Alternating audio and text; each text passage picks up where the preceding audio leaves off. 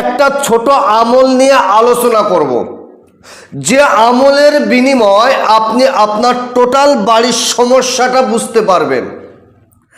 আপনার বাড়ির মাটি, আপনার বাড়ির ধুলা, আপনার বাড়ির বালি আপনাকে বলে দেবে আপনার বাড়ির কি সমস্যা হয়েছে। আপনার বাড়ির মাটি হাতে নিয়ে কেবলমাত্র কোরআন শরীফের কয়েকটা আয়াতে কারিমা পড়ে ফুঁ দেবেন, আপনার মাটি বলে দেবে আপনার বাড়িতে কি সমস্যা হয়েছে। কেউ যদি আপনার বাড়িতে ক্ষতি করে রাখে, আপনার বাড়িতে কিছু ফেলে রাখে, কেউ আপনার বাড়িতে ক্ষতি করেছে, আপনার বাড়ির মাটি আপনাকে বলে দেবে, 1 সেকেন্ডে আপনি বুঝতে পারবেন।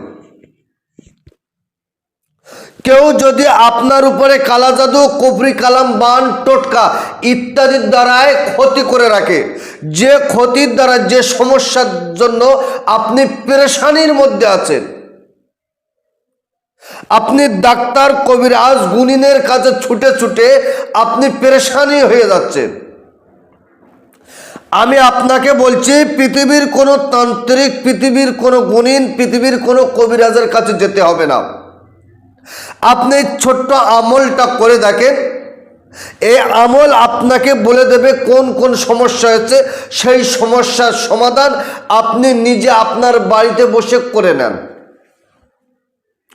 এখন আমলটা কিভাবে করবেন, কখন করবেন, কোন সময় করবেন, কোন টাইম করবেন। আপনার বাড়ির যে বাউন্ডারি আছে, এই বাউন্ডারির ভিতর থেকে আপনি একটু মাটি জোগাড় করুন, আপনার বাড়ির ভিতর থেকে একটু মাটি নেন। অনেকে বলেন যে সাহেব আমার বাড়িতে, আমি তো ফ্ল্যাটে থাকি, সেই ক্ষেত্রে আমি কি করব? আমি আপনাকে বলছি, আপনি ফ্ল্যাটে আছেন, আপনার ফ্ল্যাটের আপনি যে ঘরটা মুছে দেন, আপনি ঘরটা ঝাড়ু দেন, ওই ঝাড়ু দেওয়া ধুলো আপনি এক সাইডে রাখেন। 2 দিন, 4 দিন, 5 দিন, 10 দিন ঝাড়ু দেওয়ার পরে যে ধুলোগুলো হবে, ওই ধুলোটা আপনি হাতে নেন, হাতে নিয়ে আপনি কাজ করেন, আপনার সমস্যার সমাধান হবে।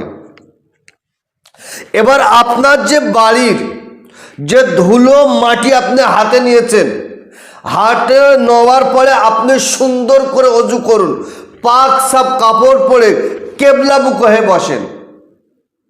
কিন্তু এমন একটা জায়গায় বসবেন যে জায়গাটায় মাথার উপরে কোনো ছাদ যেন না থাকে, পুরো ডাইরেক্ট যেন আসমান, এরকম ফাঁকা একটা জায়গায় আপনি বসেন। বসার পরে কেবলমাত্র কয়েকবার দরুদ শরীফ পড়েন, যে দরুদ শরীফটা আপনার মুখস্থ আছে সেই দরুদ শরীফ পড়েন। আর কয়েকবার দরুদ শরীফ পড়ার পরে 3 বার তওবা ইস্তেগফার পড়েন, আর যে দরুদ শরীফটা আপনার মুখস্থ আছে সেই দরুদ শরীফটা পড়েন। এবারে আপনি কি করবেন? ওই মাটি, ওই ধুলোটা আপনি আপনার হাতের উপরে নেন, এইভাবে হাতের উপরে নিয়ে বিসমিল্লাহির রহমানির রহিম, সূরাতুল ফাতিহা অর্থাৎ আলহামদু সূরা একবার পড়েন আর মাটিতে ফুঁ দেন, ফের একবার পড়েন, মাটিতে ফুঁ দেন। কবার পড়বেন? মাত্র 7 বার পড়বেন, 7 বার পড়ে মাটিতে ফুঁ দেন। 7 বার সূরা ফাতিহা পড়া শেষ। এবারে আপনি কি করবেন? আয়াতুল কুরসি, আয়াতুল কুরসি 7 বার পড়বেন, 7 বার পড়ে মাটিতে ফুঁ দেন, কমপ্লিট। এবারে কি করবেন? বিসমিল্লাহ সহ সূরা ইখলাস, সূরা ফালাক, কুল আউযু বিরাব্বিল ফালাক 7 বার পড়ে 7টা ফুঁ দেন, কমপ্লিট। সূরা নাস 7 বার পরে 7টা ফুঁ আপনি মাটিতে দেন।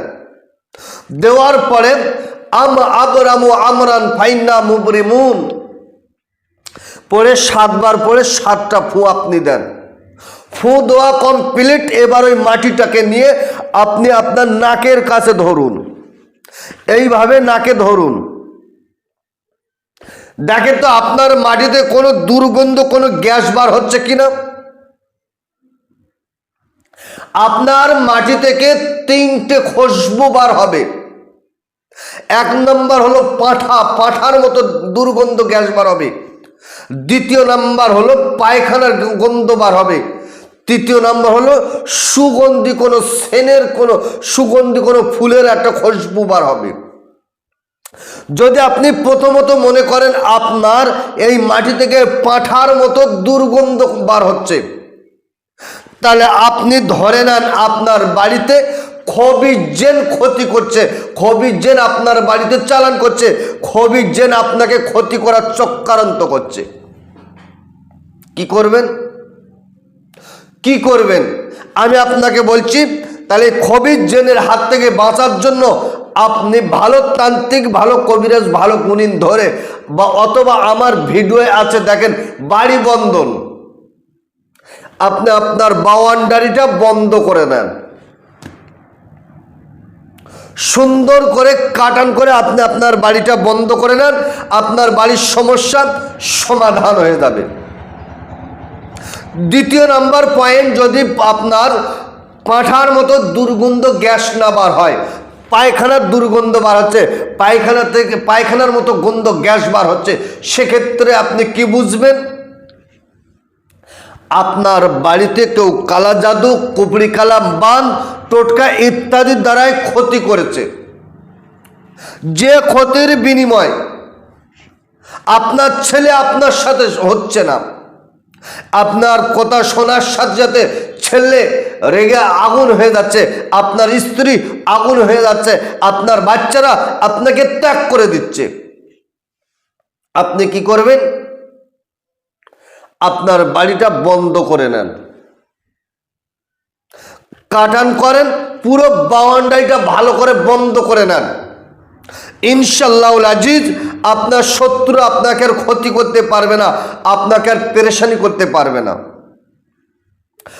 3 নম্বর পয়েন্ট, যদি ওই মাটি থেকে কোনো সুগন্ধি সেন খুশবু বার হয়, সেই ক্ষেত্রে আপনার বাড়িতে পলির আসার আছে, যে পলির আসরের জন্য আপনার সমস্যা হচ্ছে। একই সিস্টেম, আপনি আপনার কাছে আপনার নামটা নিয়ে কাটান করে একটা 33 তাবিজ, একটা 33 তাবিজ আপনি লিখে আপনি রূপোর মাদুলিতে ভরে, আপনি ছেলে যদি হন ডান হাতে, মেয়ে যদি হয় বাম হাতে বেঁধে রাখে, ইনশাআল্লাহুল আজিজ আপনার টোটাল সমস্যা আমার আল্লাহ সমাধান করে দেবে। 2 নম্বর পয়েন্ট হলো, যদি মাটি থেকে কোনো সেন কোনো গন্ধ যদি না বার হয়, স্বাভাবিক মাটি যেমন সেই রকম আছে, সেক্ষেত্রে আপনার বাড়িতে কোনো কারো ক্ষতি নয়, আপনার চলার কোনো সমস্যা হচ্ছে।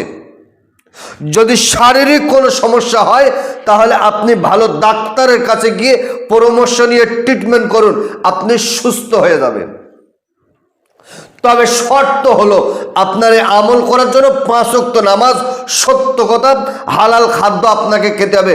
5 ওয়াক্ত নামাজ পড়েন, সত্য কথা বলেন, হালাল খাদ্য খেয়ে আপনি আমলটা করেন, এই কাজটা করেন, ইনশাআল্লাহুল আজিজ আল্লাহ পাকের দয়া যদি হয়, রহম করম মেহেরবানি যদি হয়, আপনার সমস্যা আপনি নিজেই সমাধান করতে পারবেন। অনেকেই বলবে আপনি 2000 টাকা দেন আমি কাজ করে দেবো, না হবে না, 2000 টাকার কাজ নয়, অনেক সমস্যা আছে, ওই জন্য আপনার সমস্যা আপনি নিজেই সমাধান করেন। তো প্রিয় দর্শক, তাহলে আজকের যে মূল যে সাবজেক্ট, মূল যে বিষয়, সেটা হলো ছোট্ট একটা আমল, যে আমলের বিনিময়ে আপনার টোটাল বাড়ির সমস্যা আপনি সমাধান করতে পারবেন। কেউ যদি আপনার বাড়ির ক্ষতি করে থাকে, কালা জাদু, কুবরি কালাম, বান, টোটকার দ্বারায় ক্ষতি করে থাকে, সেই ক্ষতিটা 1 সেকেন্ডের মধ্যে, 1 মিনিটের মধ্যে আপনি আপনার বাড়িতে যাচাই করতে পারবেন। আপনার বাড়ির মাটি আপনার বলে দেবে। কেউ যদি আপনাকে মেরে ফেলার চক্রান্ত করে, সেটাও বলে দেবে। তার সমাধানের সহজ একটা রাস্তা, সহজ একটা আমল, আপনার সমস্যা আপনি সমাধান করেন, এই আমলটা, এই কাজটা করেন, ইনশাআল্লাহুল আজিজ পৃথিবীর কোনো তান্ত্রিক পৃথিবীর কোনো কবিরাজ, পৃথিবীর কোনো গুণিন আপনাকে ক্ষতি করতে পারবে না, আপনাকে ক্ষতি করার চক্রান্ত করতে পারবে না। যে ক্ষতি করবে সেই ক্ষতিটা তাকে গিয়ে ধরবে, সেই ক্ষতিটা তার হবে 100% গ্যারান্টি। এটাই তো হলো আল্লাহ পাকের কালামের পাওয়ার, আল্লাহ পাকের কালামের ক্ষমতা। তো সুপ্রিয় দর্শক, আজকের ভিডিও এই পর্যন্ত সমাপ্ত করলাম। ভালো থাকবেন, সুখে থাকবেন, শান্তিতে থাকবেন, আমার জন্য দোয়া করবেন। আসসালামু আলাইকুম ওয়া রাহমাতুল্লাহ।